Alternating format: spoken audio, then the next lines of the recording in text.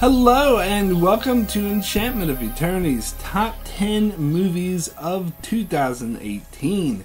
This, I believe, is the 4th annual video where at the end of the year I count down my 10 favorite movies of the year.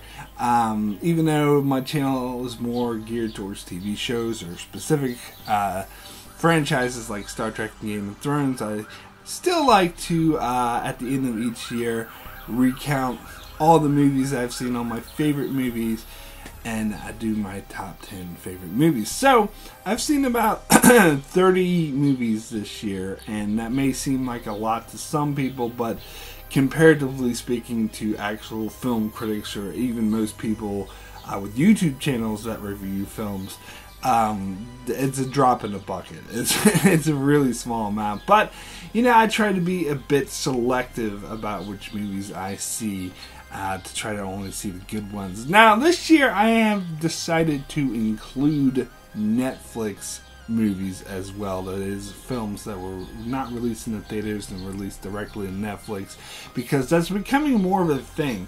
Like, I think some people think of Netflix originals as kind of like straight to video or straight to DVD or straight to cable movies, but I don't think that is the apt comparison anymore. It's becoming more of a common thing when in this digital age where cinemas aren't as seen as illustrious as they used to be, and so some films are just going straight to Netflix now, and they're considered just as valid as films in the cinema. So I've decided to include Netflix films. This may end up being a controversial decision on some people's minds, but whatever.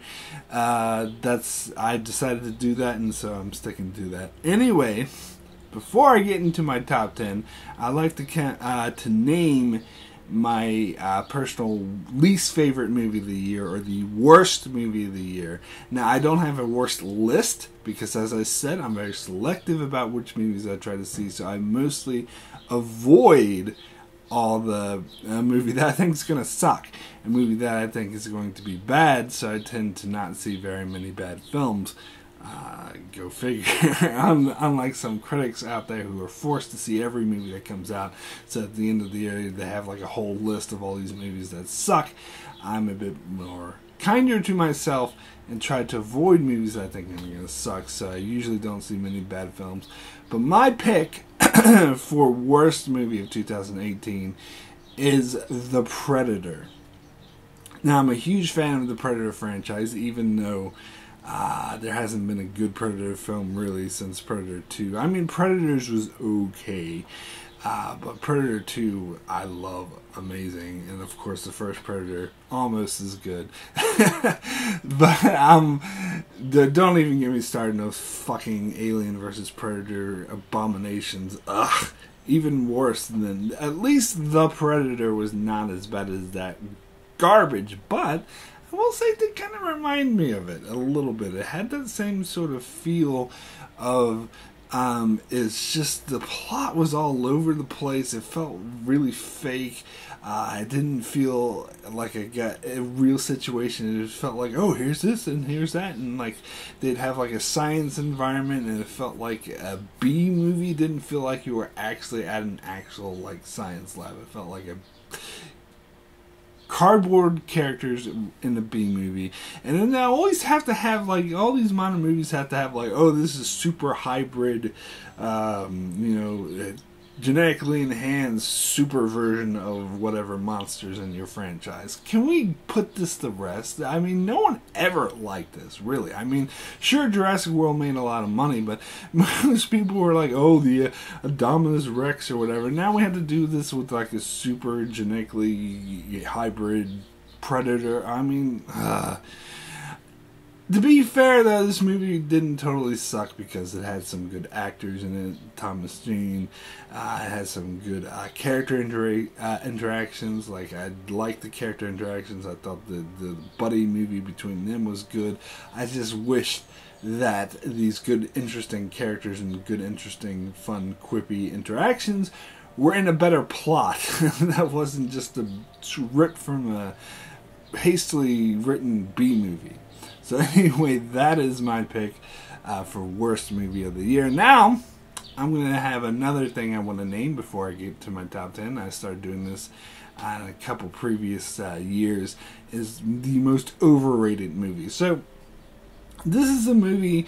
Typically, most overrated movie doesn't mean I didn't like it. In fact, usually I do like the overrated films. I just don't think it's quite as good as all the critics are making it out to be. And so every year there's one movie that's gets like shitload, they have like heaps of praise, and people are praising it to all. And I was like, and I just, every time I'm just like, it's not really that good.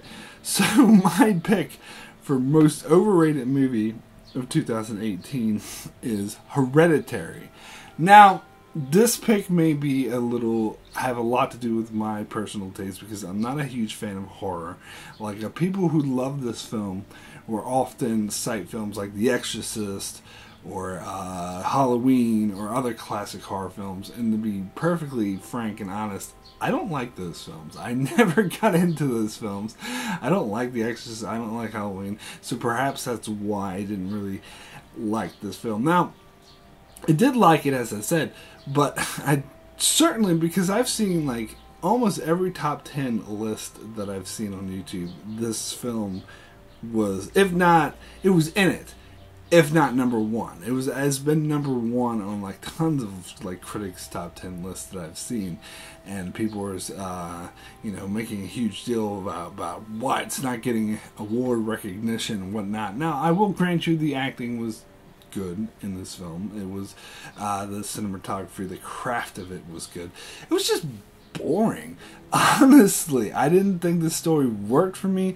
I was bored for most of the film. They had a few creepy moments, a few suspenseful moments that worked, but I wasn't invested in the characters. I wasn't invested in what was going on. I just lost interest, and by the end of the film, the twist is just ridiculous, over the top, and when the twist came, I'm like, that's stupid. That's what I wasted my time on. And again, I'm not saying it's a bad film. I would say it's a somewhat average film, but certainly not one of the best masterpieces of the year. But anyway, maybe that has to do with my personal taste. Maybe if you're a horror fan, you'll appreciate this movie more. Anyway, now, let me get into my top 10 favorite movies of 2018. But before I get to my top 10, let me name some honorable mentions that didn't quite make the list, almost made the list. And I'll start with the honorable mention, Aquaman. This movie, I would love this movie to bits. I would think this was a masterpiece when I was like 12 or 13 years old. But I still appreciate it as an adult, because it is a really fun, really well structured, and actually well filmed. Like, there's some really great suspenseful moments in this film that I think are some of the best I've seen all year, particularly that scene where in the boat and they're getting attacked by those strange monster thingies, and they have to go under to the unforbidden place. That was great. This film was like your classic like quest adventure film where there's something you need to find and they go on the quest. Now, when I first was watching this film and they were introduced to the aspect of the movie, I was like, oh, this again, another quest, we have to find the thing. But it actually does it in like a classic way that I remember films in the 80s that I watched as I was a kid used to do it, and absolutely loved it. And it was really engaging, and I was really invested, and I think it was a good character journey. But there were a lot of really cheesy moments in this film, particularly like this first opening scene where they're in a submarine. They're like, I thought the movie was going to suck when I saw that scene, because it was so over the top cheesy, and there were a few more over the top cheesy moments later on in the film, which is why I say I would love it when I was 12. And nowadays, I think I can notice the cheesiness involved in it. But it's still an enjoyable film, still loved it. Anyway, next honorable mention is The Black Klansman. This was a really poignant, interesting film. I think I did have some issues with the plot structure, and I think the ending, I was love-hate relationship with the ending, because it was a bit, I don't know, to hit you over the head. It's like, I already got it. I didn't need this extra ending to see what you're saying here. You already explained yourself well enough in the movie. It seemed like too on the nose. But other than that, I did find this, it was a very entertaining, like, I love how they had elements of the comedy in this very serious movie about racism and about a black cop posing as a white person over the phone to infiltrate the KKK, and it was great acting all around. So that was another honorable mention. My last honorable mention will be Tag.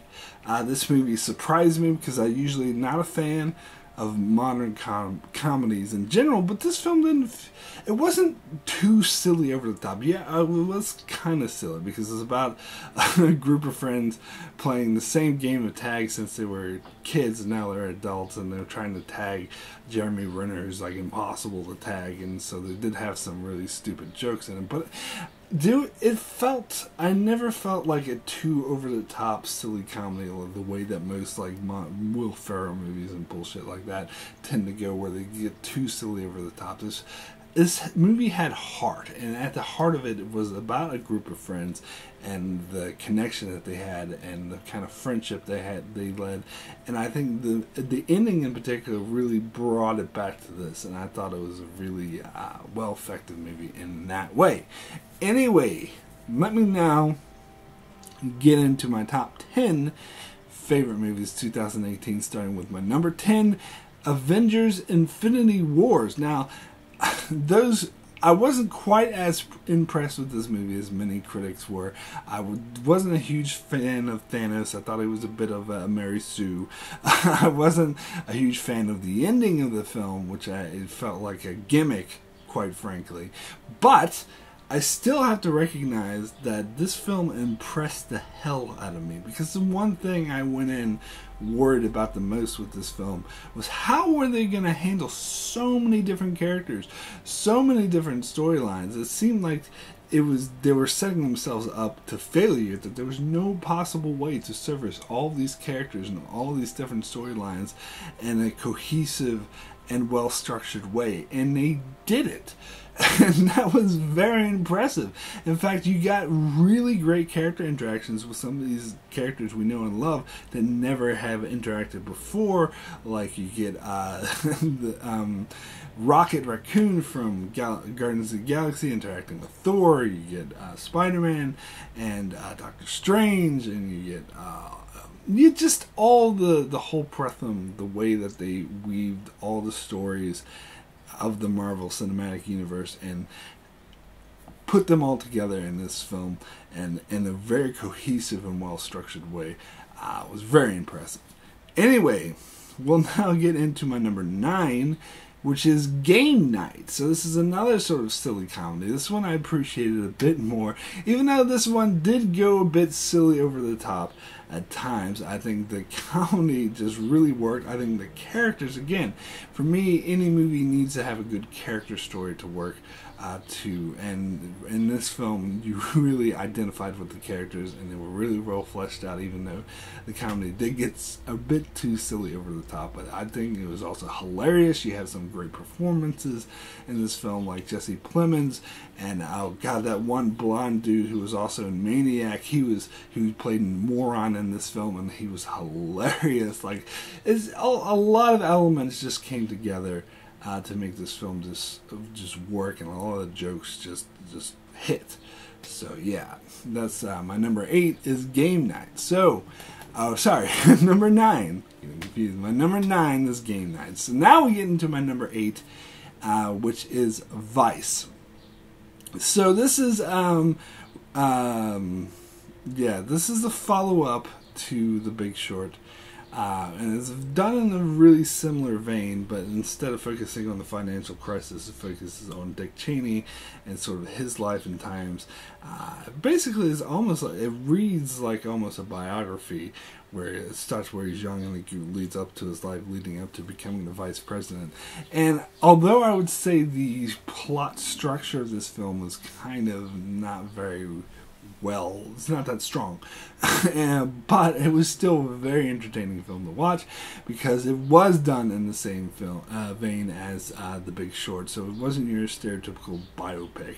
They were very meta, a lot of meta jokes. They were very sort of fast and loose, and the way they integrated the humor into this very serious subject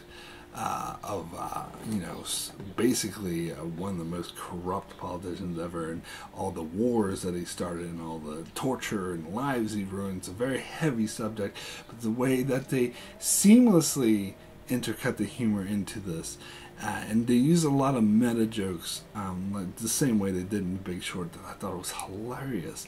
And so I actually like this film better than The Big Short, if I'm being honest. And it was I think it was handled very tactfully, and a lot of amazing performances. Anyway, we'll get into my number 7, which is Deadpool 2. Talk about a funny movie. I thought this movie was absolutely hilarious. And again, who does meta better than Deadpool? Nobody does. Now, I did think the first half did drag a little bit, which is perhaps why this film isn't as higher than I have it, but god damn, that ending was absolutely hilarious. Like, I've talked about this before. There's this song they had at the end of this huge fight sequence that had me, I was literally like, almost fell out of my seat laughing in the movie theater. This movie is hilarious, and the way just joke after joke after joke, particularly in the second half, which I think everything just came together and really worked. And I did think this movie was better than the first one. Honestly, I thought the first one was a bit overrated. So coming in, I didn't have that high of expectations, but this, I think, was an improvement. It was just hilarious. Anyway, I'll get into my number 6, which is Bohemian Rhapsody. Heard a lot of mixed things about this movie, mixed reviews. Some people, this won like Golden Globe for Best Picture, which I actually think it deserved, but a lot of people saying it didn't deserve because it's the lowest critically rated film to ever win Best Picture at the Golden Globes. But honestly, it all has to do with one's opinion, of course, but I think a lot of people who didn't like this film wanted something more dark and gritty and dealt with the dark side and controversial issues, and that's not what I wanted. In fact, a lot of movies that people cite as saying, oh, this should have been more like this, I don't care for those movies, like The Doors or the one Sid and Nancy. I didn't really care for those movies. This movie was a celebration of Queen's music, and that's actually more what I want. I came out of this movie feeling like $1 million. I couldn't stop listening to Queen music after this movie. Now, I do think it helps to be familiar, and even more so to be a fan of Queen's music before seeing this movie. I think that is kind of a really big helper, because it's all about celebrating their music, but it does get into Freddie Mercury's personal life as well. It just doesn't get into the dark, gritty side. And yes, they do play fast and loose with historical events and change things up for the film, but I think, I don't know, just someone who studied how, the narrative structure in films work, and how, especially adapting true life stories into fiction. I mean, every film does this to an extent, and I think as long as they do it to affect storytelling, as long as the viewer is made aware that, hey, they changed things up, then I think that's perfectly fine. I think the way that this movie does it does really serve the narrative, and it does create a good movie, a good story, and that's what you want to see when you go. If you want to read about if you want the real facts of what happened, you can read a book. That's not what movies are for. Movies are to entertain with a well-structured, thought-provoking, entertaining, suspenseful, emotional story, and that's what this movie does. It does it very well. Rami Malek, of course, is absolutely amazing in this film. He totally deserved Best Actor, but I know the Oscars are probably going to snub him, but who cares? Awards are bullshit. Anyway, let me get into my number 5 favorite movie of the year, and that is The Incredibles 2. And this, I think I would probably say, is the most underrated movie of the year. I didn't even like the first Incredibles. So it kind of annoys me that so many people, so many critics are saying, oh, this movie is just a rehash of the first one. It's not as good as the first one. I mean, everyone's entitled to their opinions, but honestly, I could not disagree with that more if I tried. Because I didn't even like the first one. I almost didn't see this because I was like, oh, it's Incredibles. That's such an overrated movie. I didn't even think it was that good. But I saw this movie, and I was blown away. I think this is like 1 billion times better than the first one, if I'm being honest. I think this is one of Pixar's best films ever. And that's saying a lot because I hold like films like WALL-E and Inside Out and Up and Finding Nemo in very high esteem. And I'm putting, so those are my 4 favorite Pixar movies of all time. Now it's 5. Now it's Incredibles 2. Right up there with those other ones. I mean, this tells such a great, like the characters come through a hell of a lot more. Like the characters in the first movie fell flat and I didn't buy them. This film, I totally bought it, and I totally bought the situation that they presented with the husband trying to raise these kids while his wife goes off and does all the superhero adventures that he secretly wants to do, but he's being supportive. That theme came out very strongly, and then on top of that you get some amazing like fight scenes, like the raccoon fight scene between Raccoon and Jack.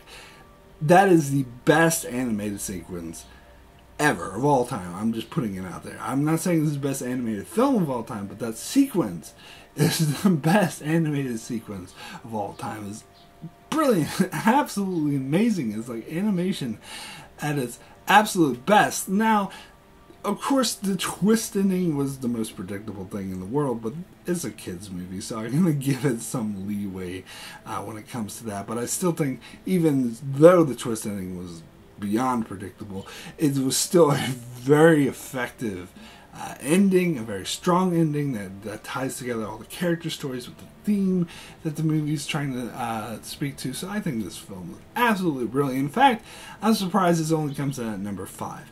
At one point I had this at number 2, but there were so many good movies this year. So now I'm getting into my top 4, so I'm getting into the movies that I absolutely love that are bound to be some of my favorite movies of all time. So now let me get into number 4, which is Annihilation. Now, this is actually a Netflix original outside of the US, Canada, and China. Those are only 3 countries where it was released theatrically.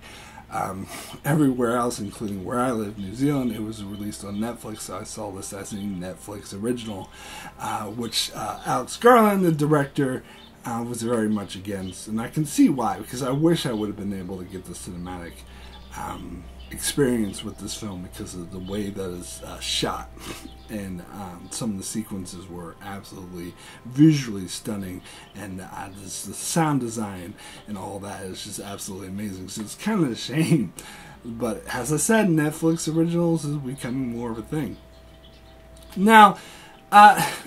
Like, this is Alex Garland's follow-up to Ex Machina, which I think is an overrated film. In fact, I almost didn't see Annihilation because I was like, I didn't really care for Ex Machina. That's another film all the critics are like, oh, I love it. I didn't really care that much for it, if I'm being honest.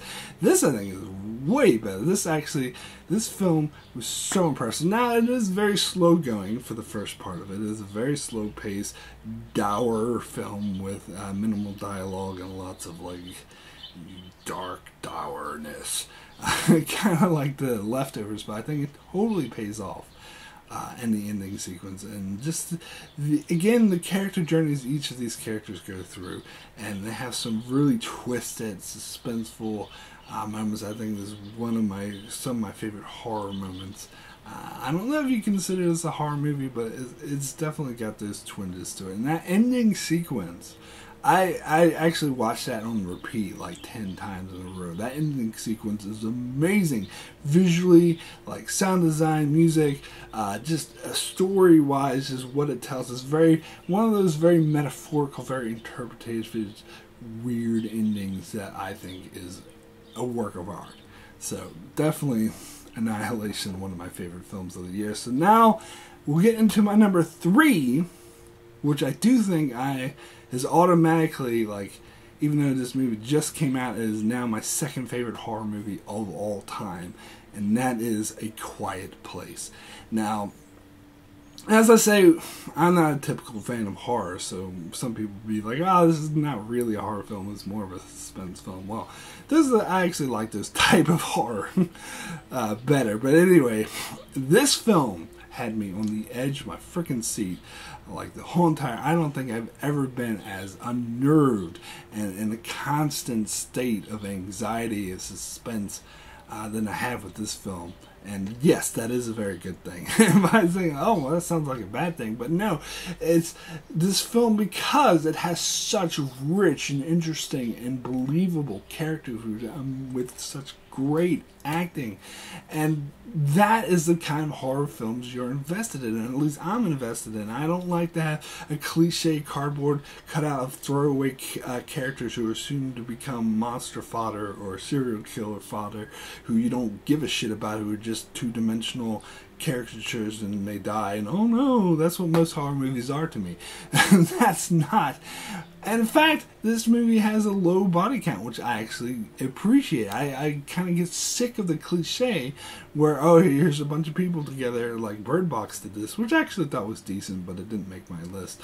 But where it was a bunch of characters and, you know, they're just going to get killed off one by one by one by one. But A Quiet Place didn't do that. It had a family. It focused on its family. Even though it had a low body count, it was still the most suspenseful thing. And why it's so suspenseful is because you're invested in the characters, and the situation that it creates is fictional situation where no one can create a sound. By creating a sound means you die.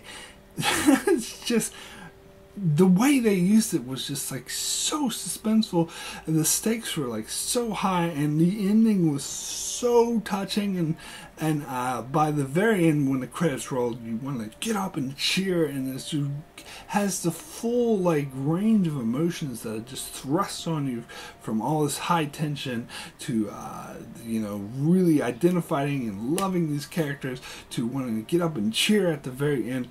It's an amazing film. I would say this is probably one of my favorite films of all time.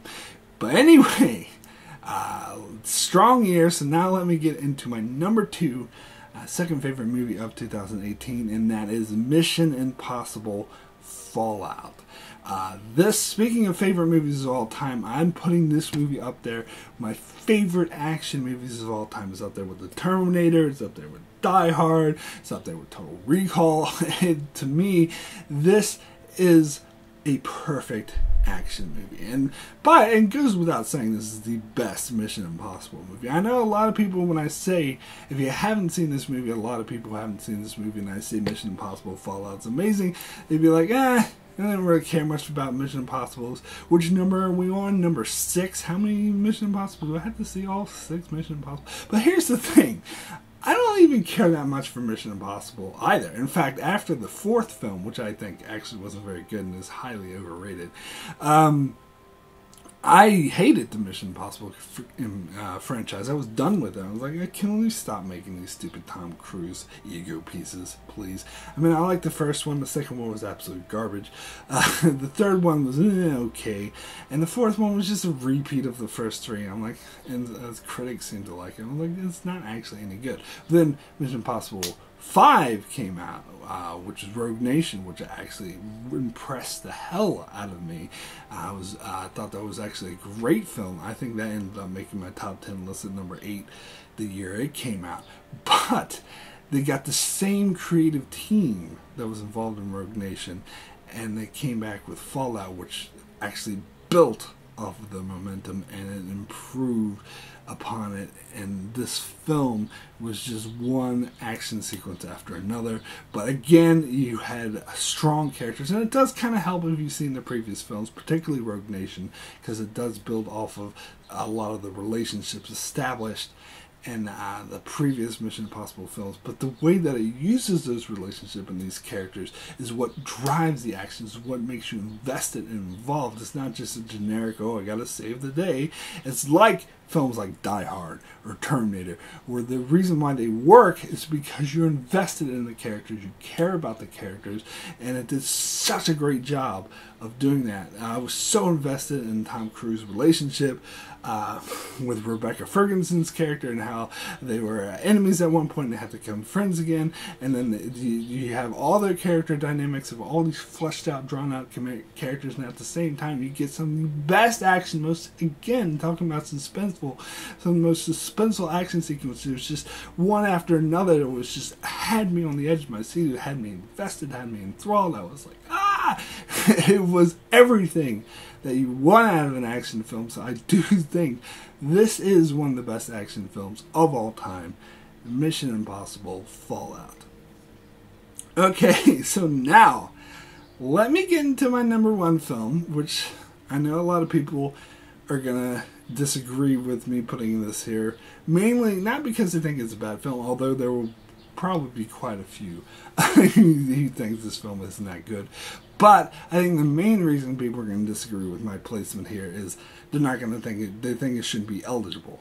I said at the top of my list, at the top of the video, that I am including Netflix originals, but even taking that into account, some people will be like, well, this isn't actually a film. But if you go on Netflix, it's not in the TV section. This is in the film section, and it says film right in the title. And so, because of that, I deemed that it was eligible for this list, and as soon as I deemed it was eligible, I had to put it at number one, because it is my favorite out of all the films that I saw this year, if you count it as eligible. And that is Black Mirror Bandersnatch. Now, some people might be like, oh, this is more of a video game than the film. No, it says right on the title, it says interactive film. Now, they could say, well, it's interactive film, it's not actually an actual film, but I count it as a film. As I said, it's in the movie section, and some people might be like, ah, it's an episode of Black Mirror, it's a special, kind of like White Christmas. But no, again, if you go to Netflix, White Christmas is included in the TV section with Black Mirror. Bandersnatch is not. Bandersnatch is his own thing in the movie section, so I am counting this as a movie, and therefore I'm going to have to put it as my favorite, because I loved this movie. I thought it was absolutely amazing.